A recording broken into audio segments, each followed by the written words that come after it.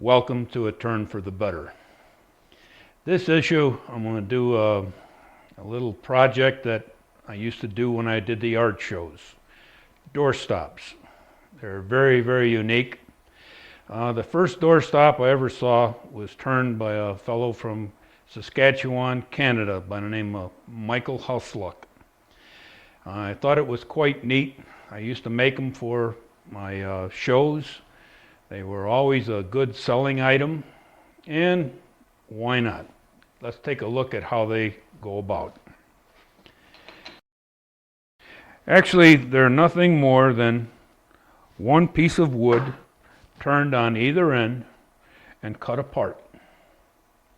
Now, there are a couple of neat things about them that you can help yourself with.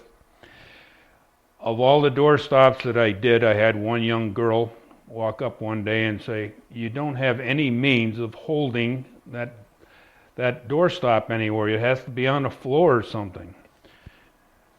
We put a thong on it. Now it can be hung on a nail, the doorknob, whatever. As I was doing the shows, it got to the point to where I was selling almost equal with the thong, without the thong. I can't have the thong. My dog's going to eat it. Next person, I don't want it, if it doesn't have a thong, I got to have a place to hang it up. So what I did, I turned 1 and 1. And it made it easier for me, and I'll go through how I do that.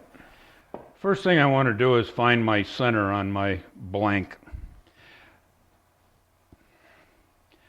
My blank happens to be 1.5 inches square by roughly 9.5 inches long. Any wood is good as long as it's oak. I made so many out of other woods: walnut, cherry, maple, ash, and the best ones to sell were oak, and it really didn't matter whether it was red or white. Oak always sold. So the first thing we want to do is go ahead and mark our centers on the end.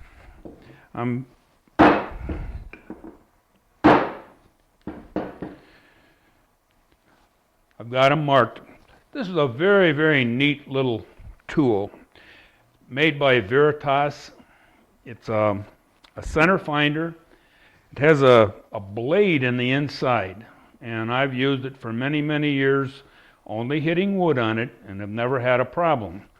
But what is neat about it, I can even take a round piece, rotate it, and I've got the center. Yeah, anything can do that. Well, how about this? Here's a rectangular piece. This will work fine, but this time we're going to hit all sides. Now, what this will do will give you a smaller grid that you can pick up visually. And you can say, well, I could have gone across the corner to corner with my scale. Well, how about if there's no corner there? Then what are you going to do? Let's try it that way.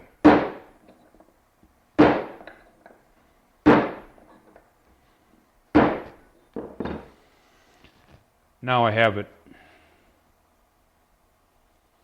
Just one of those handy little things that come along once in a while. I just leave mine float on the bench, and it's always where I need it. Now, since we found the end, you can either drill a hole or on your drill press, or you can do it in your lathe. Either way works. And that's where our thong is going to go.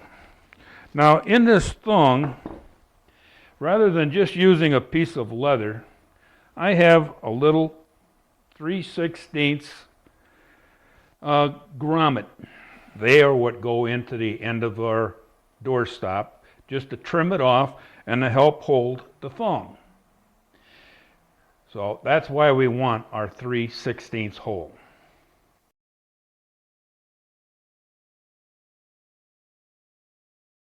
I put my piece in my chuck, and I have the end with the hole in it here. Now, if you're going to drill this on the lathe, lock it in your chuck, set it up the same way as I have here, back your tailstock out of the way, put your chuck in, and drill it. I happen to drill this one on the drill press, so I've already got the hole in. Okay, from here on, it's just a plain turning situation. I'm going to use my 3/8 spindle gouge, and I'm just going to start working the end off. Now this is a good means of practicing a pommel cut. In other words, we're going from square to round.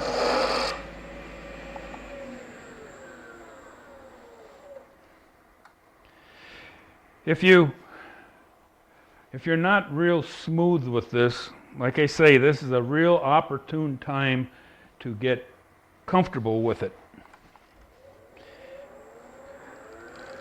Watch your shadow on the opposite side so you can see where you're at.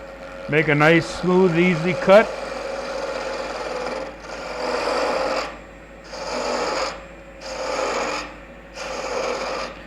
Okay, now that's not enough knob for what I want, so I'm just going to continue to cut some more of this pommel off.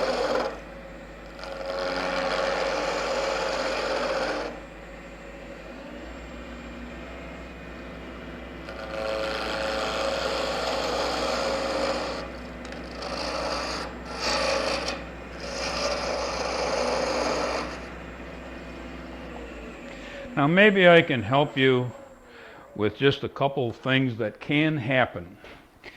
If you leave this knob area too large, when you cut this off into a wedge shape, you're just liable to take in and interfere with the knob and cut part of your design away. So keep that in mind when you're making your knob, that you don't want it too large that you're going to cut part of it away when you do make the angle cut.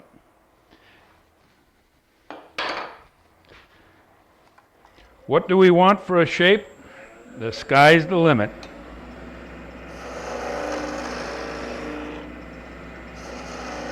Now with this one being the one where my thong is going on, I want this surface to be finished. So I have to kind of pay attention to what I'm doing right off the bat here.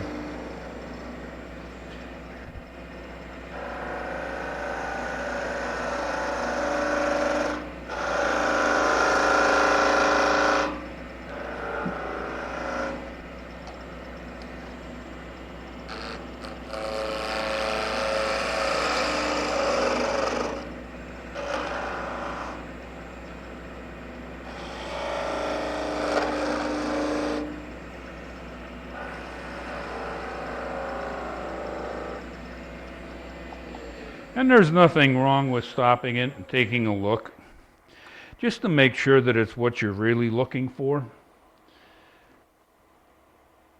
Now to me that's kind of a neat shape.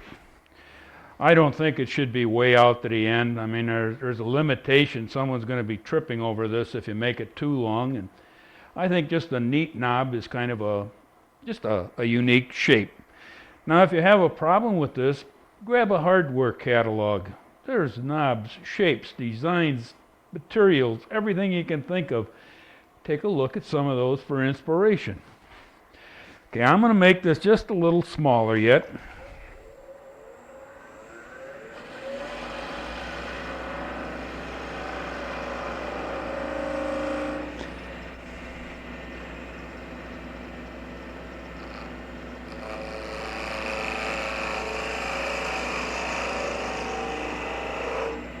Now I want to make that nice and neat and clean.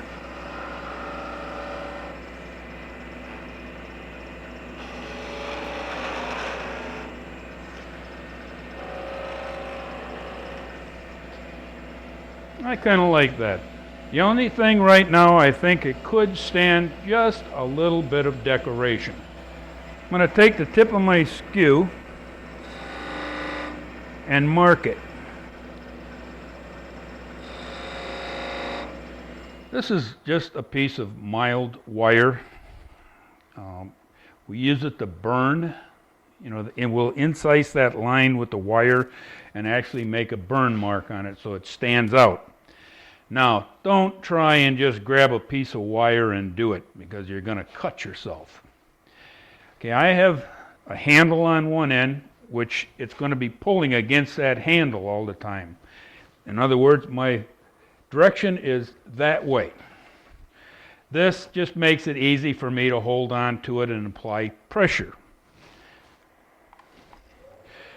Now, what I like to do is kind of stretch that wire out, lay it in the hole. Now, half wrap it. Now you can see it burning.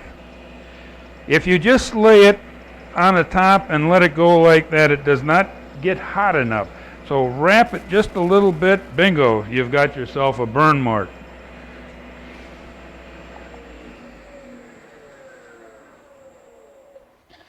Is it what you wanted? Well, some like it, some don't. But it is another technique to use to take and get something a little different than maybe the next man. Okay, again, this is the handle that is going to be pulling against your hands. In other words, the lathe is going in a counterclockwise direction. It's being pulled, so you've got a good grip on this one.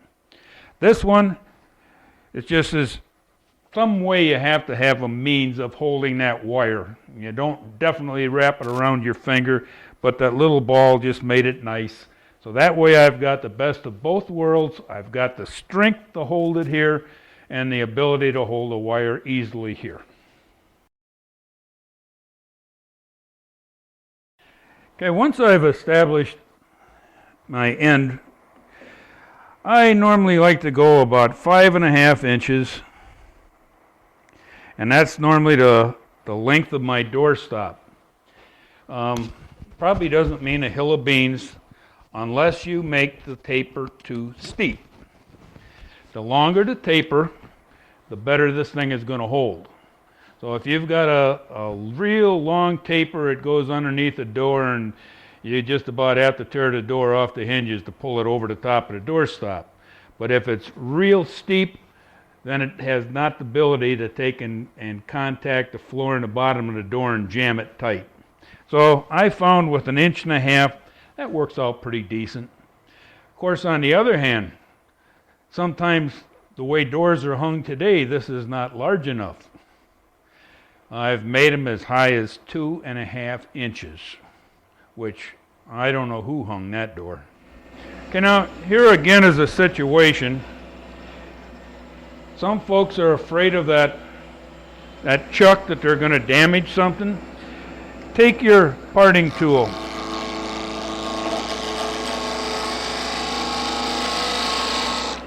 Okay, we're down into solid material. That should keep us away from that chuck.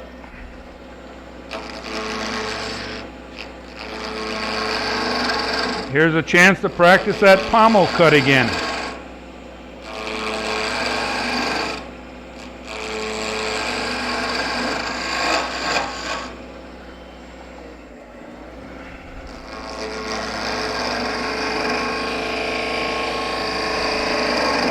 I don't see it showing on the camera, but my length line is right about there. So I am paying attention to where I'm going here.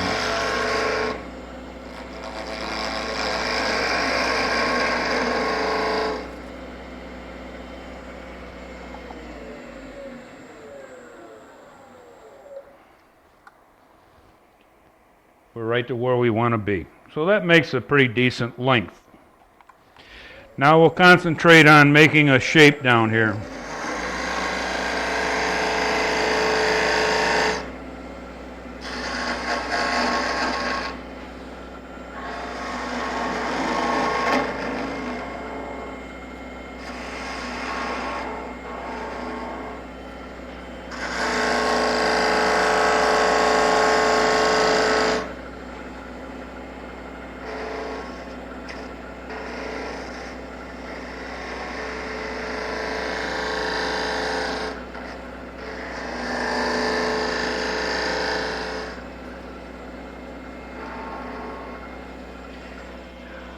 going to show you a little bit of a trick. I don't know if it's really a trick so much as it is a technique, but people have a hard time getting down into a small radius with a gouge and making it nice. Now I have a 1/4 inch scraper, round nose right here, but I'm not going to scrape that. I'm going to use it as a shear cutting tool. And it has a tendency to follow that out a little better. Now I am standing it on edge, going down in there and bringing that right out.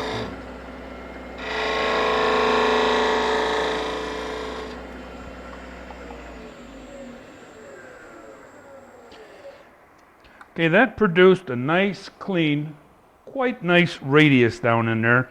If I had gone in the scraping mode, that oak would just tear up in there, because the scraper is not meant to be used on a spindle. But I wasn't scraping, I was cutting with a scraper.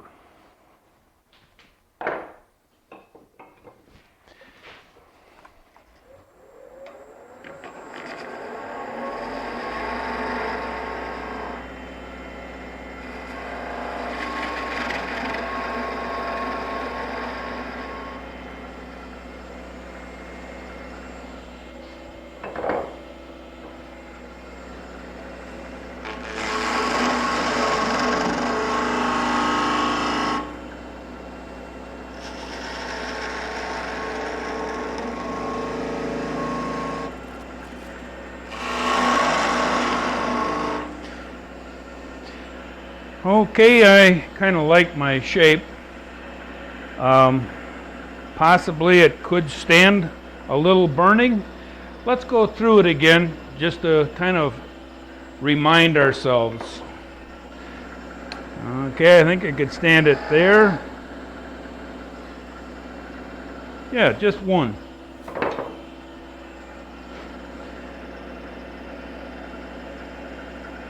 Notice how it's wrapped around the wood so it gets good and hot. Now we have a decent one. I normally don't like to do too much, but I think this is going to need one more.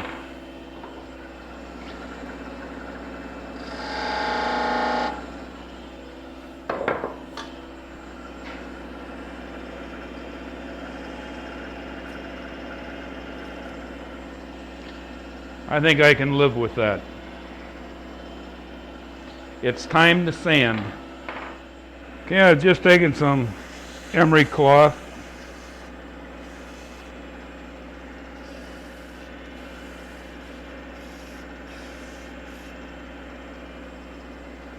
This is 240.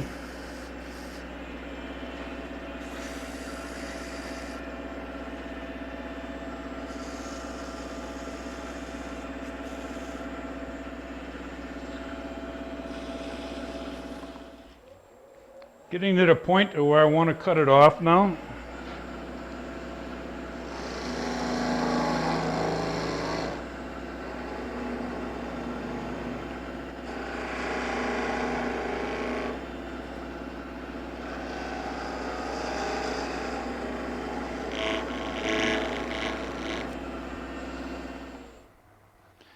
Take my trusty pocket knife.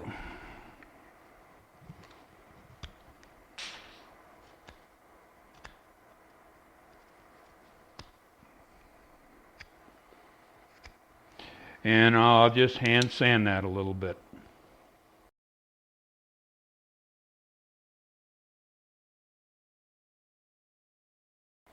What I like to do is kind of look at the figure. This has got a little bit of the fleck pattern in it, so let's make that the top. So we'll go to the 90 degrees.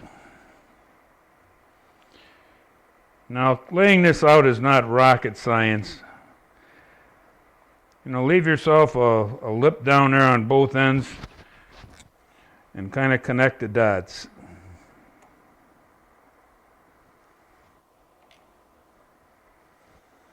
We're ready to go to the bandsaw and cut that apart. Now that I've sawed them apart, I can go to the belt sander and clean up that sawed surface. I've been to the belt sander and sanded these up. Now what I normally do is I take a little quarter pad jitterbug sander or something of that nature with maybe a 180 or a 220 paper in it, and I will sand the pieces and run up and down the edges lightly just to break that edge a little. Now when I say break the edge, I don't mean put a 45 on the thing.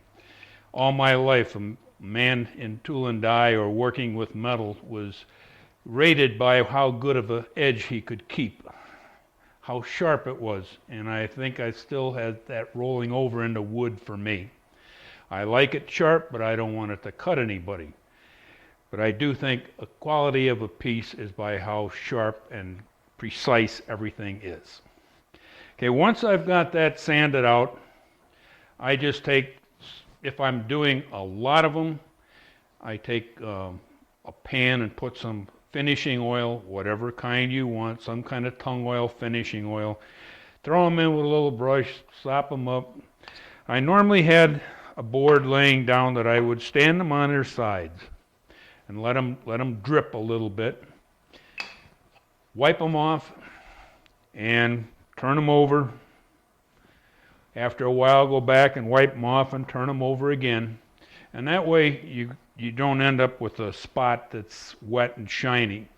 The only bad part about oak, it has a tendency to want to keep weeping oil out, so you have to go back and keep finishing them up. Okay, once we've got our oil dry, I like to take and put my thong in. I normally buy leather thong and eyelets at any of the hobby places, Hobby Lobby, Michael's, whatever. Tandy Leather if they're still around. One of the things that I always like to do before I cut my leather, I would stretch it. Sometimes it would break. I would rather have it break before I put it together than after I did. So I always just actually put quite a bit of pressure on it and stretched it out before I did my cutting. If you're doing a lot of them, an easy way is go on your bench, put a piece of tape down, another piece down, just keep your piece moving, a utility knife, and just keep cutting it. And it ends up like a pack of spaghetti. Now, the hard part is putting it in the eyelet. Not really hard, you just put it through there. Now, what I like to do, I take thin super glue, and I'm going to put that on the end of that thong. Make sure it's together. Now that is bonded to itself. Now when we go to put this in, it's a relatively tight fit. Now what I like to do is take a white glue or a yellow glue, and such as Tight Bond 2, that's always one of my favorites. I like to put a little on a piece of paper and a coffee stirrer. Take some of that glue and go right down and swab that hole. Make sure that it's got glue in there. Maybe a little glue on there, stick it in, and make sure you have nothing around the outside. Make sure that it's hanging the right way, and you're home free. Now, why don't I use super glue in there? If I get any super glue on the outside, I've messed my finish up. With white glue, I don't have that problem, and I've never had one pull out yet. If I can give you a couple more tips, one of the things that made my life a lot easier was stock preparation. When I cut a plank up for these door stops, I always squared two sides. Then I ran them through my thickness planer so that they were very uniform. What it does, it makes it look very good at the pommel area. Everything's uniform, everything's clean. When I did run this through the thickness planer, my finish was much better than sawn, so I didn't have as much to sand out. Everything just worked easy. Again, the only other variation I've really seen on these, a friend of mine by the name of Clede Christiansen out of Ogden, Utah, used to stop at my house years ago on his trips out east. I was one of his layover points. And he used to make door stops also. And he was the only one I ever saw that would take pine, turn them out of pine, which is very blasé, but instead of just leaving them be, he would take colored markers and do the some kind of design on the knob, on the face, whatever, while they were still in the lathe. And they look kind of neat too. I hope you've enjoyed today's issue. I hope you kind of enjoyed this project. And I'm going to stop it right here. Fixing for woodworking at home.